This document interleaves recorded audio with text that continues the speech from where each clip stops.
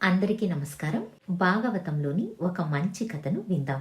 దేవతలకు రాజైన దేవేంద్రుడు సిరి సంపదలతో తన చుట్టూ దేవతాగణం తనను పొగుడుతూ ఉండగా అష్ట ఐశ్వర్యాలతో తులతూగుతూ తనను తాను మర్చిపోయి ఉన్నాడు.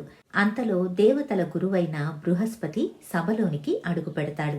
వైభోగంతో తులతూగుతున్న దేవేంద్రుడు గురువును ఆహ్వానించకుండా చూసి చూడనట్టు ఊరుకుంటాడు. ఇది గమనించిన బృహస్పతి వెంటనే కోపంతో సభ నుంచి వెంటనే బయటకు వెళ్లి మాయమైపోతాడు. ఒక్క క్షణంలో తన తప్పును తెలుసుకున్న దేవేంద్రుడు తాను గురువును అవమానించానని తెలుసుకుని క్షమాపణ చెప్పడానికి బృహస్పతి ఇంటికి వెళతాడు. తన తపశ్శక్తితో మాయమైన బృహస్పతి ఎవ్వరికీ కనిపించడు. గురువు కనిపించకపోవడంతో దేవతలందరూ కంగారు పడిపోతారు. ఇదే సమయంలో రాక్షసులు తమ గురువైన శుక్రాచార్యుడి అనుగ్రహంతో మరింత బలాన్ని పెంచుకుని దేవతలపై దాడి చేసి యుద్ధంలో గెలుస్తారు. ఒకవైపు దేవతలు గురువు అనుగ్రహం లేకుండా ఓడిపోతే, మరొక వైపు దానవులు తమ గురువైన శుక్రాచార్యుడి అనుగ్రహంతో గెలుస్తారు. కుంగిపోతున్న దేవతలను చూసి బ్రహ్మదేవుడు జాలిపడి అక్కడికి వచ్చి వాళ్లను ఉద్దేశించి, మనకు అష్ట ఐశ్వర్యాలు కలిగినా కూడా గురువును కాని శాస్త్రం తెలిసిన పండితులను కాని అవమానించడం చాలా పెద్ద తప్పు. అటువంటిది గొప్ప తపశ్శక్తి కలిగిన మీకు గురువు స్థానంలో ఉన్న బృహస్పతిని అవమానించారు. గురువును పోగొట్టుకుంటే ఏం జరుగుతుందో మీరు ఇప్పుడు స్వయంగా అనుభవిస్తున్నారు. మీ గురువైన బృహస్పతి శాంతించి మీ దగ్గరకు వచ్చే వరకు తాత్కాలికంగా త్వష్ట ప్రజాపతి కొడుకైన విశ్వరూపాచార్యుణ్ణి మీ గురువుగా నియమించుకోండి. ఒక్క విషయం గుర్తుంచుకోవాలి, అతడు ఏదైనా తప్పు చేసినా కూడా క్షమించి సహించాలి అని సూచించి వెళ్లిపోతాడు. అటుపై దేవతలందరూ కలిసి విశ్వరూపాచార్యుడిని కలుసుకుంటారు. అడవిలో ఆశ్రమంలో ఉన్న విశ్వరూపాచార్యుడు దేవతలను ఆహ్వానిస్తాడు. దేవతలందరూ విషయం వివరించి తమకు తాత్కాలికంగా గురువుగా పురోహితుడుగా ఉండాలని కోరుకుంటారు. అయితే విశ్వరూపాచార్యుడు తనకు పౌరోహిత్యం చేసే ఉద్దేశం లేదని, పౌరోహిత్యంతో వచ్చిన ధనాన్ని గడించడం తనకు ఇష్టం లేదని చెబుతాడు. అయితే మీరు నాకు పితృ సమానులు కాబట్టి మీ ఆజ్ఞను పాలించి తప్పకుండా వస్తాను అని చెబుతాడు. అలా విశ్వరూపాచార్యుడు బృహస్పతి స్థానంలో తాత్కాలికంగా దేవతలకు గురువులాగా నియమించబడతాడు. విశ్వరూపాచార్యుడు దేవతల కోసం యజ్ఞాలు ప్రారంభించాడు. దేవేంద్రుడికి అతి మహిమగల నారాయణవర్మను ఉపదేశిస్తాడు. విశ్వరూపాచార్యుడి తల్లివైపు బంధువులు రాక్షసులు అవ్వడం వల్ల ఆ అభిమానంతో విశ్వరూపాచార్యుడు ఒకవైపు దేవతలకు ఆహుతి ఇస్తూ మరొక వైపు రాక్షసులకు కూడా ఆహుతి ఇస్తూ ఉంటాడు. ఈ విషయం దేవేంద్రుడికి తెలుస్తుంది. విశ్వరూపాచార్యుడు రహస్యంగా రాక్షసులకు కూడా ఆహుతి ఇచ్చి వాళ్లను మరింత బలవంతులుగా చేస్తున్నాడని తెలుసుకుని కోపంతో దేవేంద్రుడు విశ్వరూపాచార్యుడి తలను నరికివేస్తాడు. దాంతో దేవేంద్రుడికి బ్రహ్మహత్యా పాతకం చుట్టుకుంటుంది. బ్రహ్మదేవుడు ఇదివరకే విశ్వరూపాచార్యుడు ఏదైనా తప్పు చేస్తే క్షమించి సహించాలని సూచించి ఉన్నాడు. కోపంలో ఆ మాటలు మరిచాడు దేవేంద్రుడు. అలా విశ్వరూపాచార్యుణ్ణి సంహరించడం వల్ల చుట్టుకున్న బ్రహ్మహత్యా పాతకాన్ని వదిలించుకోవాలని 1 సంవత్సరం పాటు తిరుగుతాడు. అటుపై 4 వ్యక్తులకు వాళ్ళు అడిగిన దానం ఇచ్చి ఆ పాపాన్ని పంచి వదిలించుకుంటాడు. విశ్వరూపాచార్యుణ్ణి చంపాడన్న కోపంతో విశ్వరూపాచార్యుడి తండ్రి త్వష్ట ప్రజాపతి దేవేంద్రుణ్ణి చంపేటటువంటి కొడుకును పొందాలని యాగం ప్రారంభిస్తాడు. అయితే ఆ యాగంలో మంత్రాలలోని స్వరంలో పొరపాటు జరగడం వల్ల దేవేంద్రుణ్ణి చంపే కొడుకు కాకుండా దేవేంద్రుడిచే చంపబడే కొడుకు కావాలి అని కోరుకున్నట్టు అర్థం వచ్చి యాగం ముగుస్తుంది. యాగం పూర్తవ్వగానే యజ్ఞకుండంలో నుంచి ఒక అద్భుతమైన కుర్రవాడు బయటికి వస్తాడు. చేతిలో పెద్ద త్రిశూలం పట్టుకుని భయంకరంగా బయటికి వచ్చిన ఆ కుర్రవాడికి వృత్రాసురుడు అని పేరు పెడతారు. వృత్రాసురుడు ఆజానుబాహుడిలాగా పెరిగి దేవతలపైకి దాడికి వెళ్లి వాళ్లను ఆక్రమించసాగాడు. దేవతలకు వృత్రాసురుడిని ఎదిరించడానికి వీలు కాదు. దాంతో వాళ్ళు భగవంతుడి వద్దకు మొరపోతారు.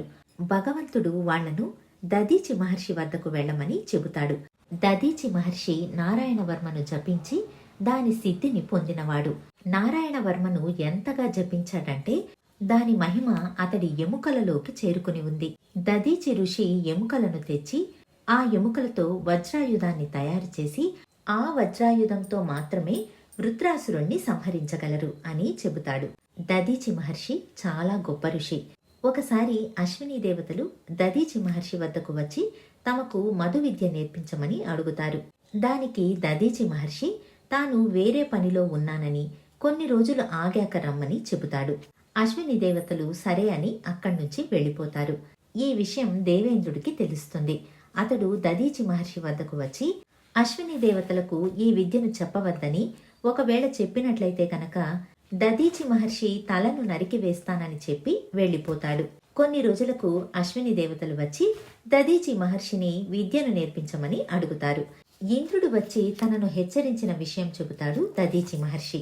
దానికి అశ్విని దేవతలు, అయితే ఒక పని చేద్దాం, ముందుగా మేము మీ తలను నరికి ఆ స్థానంలో ఒక గుర్రపు తలను పెడతాము. మీరు మాకు విద్యను ఉపదేశించండి. అటుపై ఇంద్రుడు వచ్చి ఈ గుర్రపు తలను నరికి వెళ్ళిన తర్వాత మీ తలను మీకు అమరుస్తాము అని చెబుతారు. దదీచి మహర్షి అంగీకరించడంతో అశ్విని దేవతలు దదీచి తలను నరికి గుర్రపు తలను అమరుస్తారు. ఆ గుర్రపు తలతో దదీచి మహర్షి విద్యను బోధించడం వల్ల దానికి అశ్వవిద్య అన్న పేరు వచ్చింది. దదీచి మహర్షి అశ్విని దేవతలకు విద్యను బోధించాడని తెలుసుకున్న దేవేంద్రుడు వచ్చి కోపంతో తలను నరికివేస్తాడు. అటుపై అశ్విని దేవతలు వచ్చి దదీచి మహర్షి తలను అతికిస్తారు. తన తలను నరికివేస్తానన్నా సరే అది వరకే మాటను ఇచ్చి ఉండడం వల్ల విద్యను బోధించిన గొప్ప మహోన్నత వ్యక్తి దదీచి మహర్షి. అటువంటి దదీచి మహర్షి నారాయణవర్మను జపించి గొప్ప సిద్ధిని పొందాడు. ఆ మహర్షి ఎముకల ద్వారా తయారు చేసిన వజ్రాయుధం ఒక్కటే వృత్రాసురుణ్ణి చంపే ఆయుధం అని చెబుతాడు. వెంటనే దేవతలందరూ దదీచి మహర్షి వద్దకు వెళతారు. దదీచి మహర్షి దేవతలను చూసి విషయం ఏమని అడగగా, మాకు మీ ప్రాణాలు కావాలి అంటారు దేవతలు. ఇది విన్న దదీచి మహర్షి ఆశ్చర్యపడి, ప్రాణాలు కావాలని చాలా సులభంగా అడిగేశారు. మనిషి ఏదైనా ఇవ్వగలడు గాని ప్రాణాలను ఇవ్వడం అంత సులభమా అని అడుగుతాడు. దానికి దేవతలు, స్వామి, ఇప్పుడు మాకు వచ్చిన విపత్తు పరిష్కారం కావాలి, అంతే ఇప్పుడు మాకు కావాల్సింది అని అంటారు. దానికి దదీచి మహర్షి నవ్వి, నేను అడిగింది ఇవ్వనని అలా చెప్పలేదు. మనుషులకు తమ శరీరం మీద ఎంత మమకారం ఉంటుందో చెప్పడానికి అలా అన్నానంతే. ఏదో ఒకరోజు నేను ఈ శరీరాన్ని వదిలి వెళ్ళిపోవాలి. ఆ రోజు ఎవరికి ఉపయోగపడకుండా వెళ్లేదానికన్నా ఈ రోజు నా ప్రాణత్యాగం వల్ల మీకు ఉపయోగం ఉంటుంది అంటే సంతోషంగా ప్రాణత్యాగం చేస్తాను. ఇది నేను దేవతలకు చేసే సేవ అని అంటాడు. తరువాత దదీచి మహర్షి దేవతలతో నా శరీరాన్ని ఉపయోగించుకోండి అని చెప్పి దేహత్యాగం చేసి ప్రాణాలను విడుస్తాడు. అటుపై దదీచి మహర్షి ఎముకలతో వజ్రాయుధాన్ని తయారు చేస్తారు. వజ్రాయుధాన్ని పట్టుకున్న దేవేంద్రుడు దేవతలతో కలిసి రాక్షసులపైకి యుద్ధానికి వెళతాడు. రాక్షసులు దేవతల చేతిలో ఓడిపోసాగారు. వృత్రాసురుడు రాక్షసులకు ధైర్యాన్ని నింపసాగాడు. కొంతమంది ధైర్యాన్ని తెచ్చుకుని యుద్ధం చేస్తున్నా మరికొంతమంది ప్రాణాలు దక్కించుకోవడానికి పారిపోయారు. వృత్రాసురుడికి దేవేంద్రుడికి ఒకరితో ఒకరికి యుద్ధం ప్రారంభమైంది. ఒక సమయంలో వృత్రాసురుడి భయంకరమైన యుద్ధంలో దేవేంద్రుడి చేతిలోని వజ్రాయుధం కింద పడిపోయింది. దేవేంద్రుడికి ఏం చేయాలో తెలియలేదు. శత్రువు ముందు ఆయుధాన్ని పోగొట్టుకోవడం, దానిని వంగి తీసుకోవడం ఒక అవమానం. అయితే వజ్రాయుధంతో మాత్రమే వృత్రాసురుణ్ణి సంహరించగలడు. శత్రువు ముందు ఆయుధాన్ని వంగి తీసుకోవడం అవమానం. ఏం చెయ్యాలో తెలియక సందిగ్ధంలో పడ్డాడు దేవేంద్రుడు. ఇది గమనించిన వృత్రాసురుడు, దేవేంద్ర, ఎందుకు సంకోచిస్తున్నావు? నన్ను చంపడానికి తయారు చేసిన ఆయుధమే అది. సంకోచించకుండా కింద పడిన ఆయుధాన్ని తీసుకుని యుద్ధం చెయ్యి. మనం కేవలం నిమిత్త మాత్రులం. యుద్ధం మాత్రమే చెయ్యగలం. జయాపజయాలు భగవంతుడి అధీనంలో ఉంటాయి. నువ్వు గెలవాలని భగవంతుడు అనుకుంటే నువ్వే గెలుస్తావు. నేను గెలవాలని భగవంతుడు అనుకుంటే నేనే గెలుస్తాను. కాబట్టి దాని గురించి సంకోచించవద్దు. ఏదో ఒకరోజు ఈ ప్రాణాలను వదలవలసిందే. దేవుడు ఎలా సంకల్పిస్తే అలా జరుగుతుంది అని అంటాడు. యుద్ధ రంగంలో శత్రువు ముందు ఇలాంటి అద్భుతమైన మాటలు మాట్లాడిన వృత్రాసురుణ్ణి చూసి దేవేంద్రుడే మెచ్చుకుంటాడు. ఆ రోజు ఎలాగో యుద్ధానికి విరామం పడుతుంది.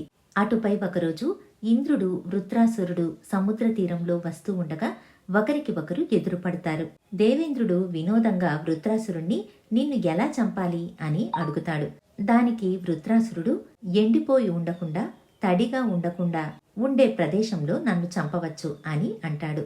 కాసేపటికి ఒకరి కాళ్ళు ఒకరు లాక్కొని కిందపడి దొర్లుకుంటూ ఒకరినొకరు కొట్టుకోసాగారు. అలా దేవేంద్రుడు వృత్రాసురుణ్ణి సముద్ర తీరంలోని నురగ వద్ద వజ్రాయుధంతో సంహరిస్తాడు. వృత్రాసురుణ్ణి సంహరించిన వెంటనే దేవేంద్రుడికి రెండవసారి బ్రహ్మహత్యా పాతకం చుట్టుకుంటుంది.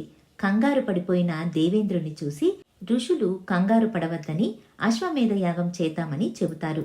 అయితే దేవేంద్రుడికి మనసు ఒప్పక మానస సరోవరంలో వెళ్లి 1000 సంవత్సరాల పాటు నరసింహస్వామి మంత్రాన్ని జపిస్తూ ధ్యానం చేస్తాడు. ఈ సమయంలో నహుషుడు దేవేంద్ర పదవిని అలంకరిస్తాడు. తరువాత నహుషుడు అపరాధం చేసి దేవేంద్ర పదవి నుంచి కిందకు దిగగా మళ్లీ దేవేంద్రుడే తన పదవిని అలంకరిస్తాడు. ఇదండి కథ. మళ్ళీ మరొక మంచి కథతో మీ ముందుంటాను. ధన్యవాదాలు.